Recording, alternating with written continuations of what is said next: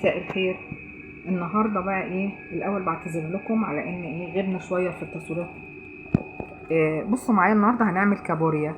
ما لقيتش غير المقاس ده، هي فيها كبير وصغير. غسلناها ونضيفه وزي الفل، وبحب اعصر عليها ليمونتين تفضل منقوعه فيهم من غير ميه. عندنا دي الكابوريا تقريبا كيلو، وده طماطمتين. عندنا بقى التوابل، معلقه كبيره وشويه ملح، معلقه فلفل اسمر، كله معالق كبيره، معلقه كبيره برضو كمون، معلقه الا ربع زعتر، ومعلقه الا شويه كده سكر. احنا هنخلط كله على بعضه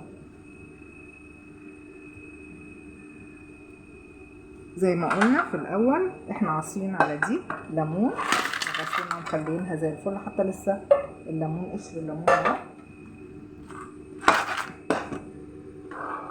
وادي الطماطم، احنا هنحط كله على بعضه من غير ميه خالص، كله على البارد على البارد كده.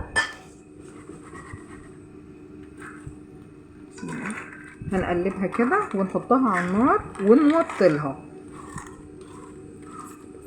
ثواني، انا نسيت حاجه كده، ثواني حبايبي.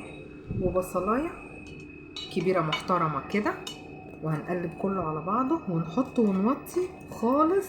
الاول لما تغلي هنوطرها بس وخلاص، وهوريها لكم لما تغلي.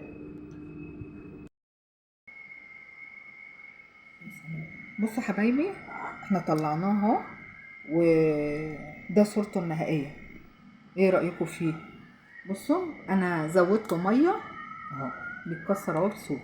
انا زودته ميه تقريبا كوبايه وشويه، كوبايه وربع، علشان يستوي. وارجو ان انتم ما تنسونيش في اللايك والشير، وتابعوني، وباي باي.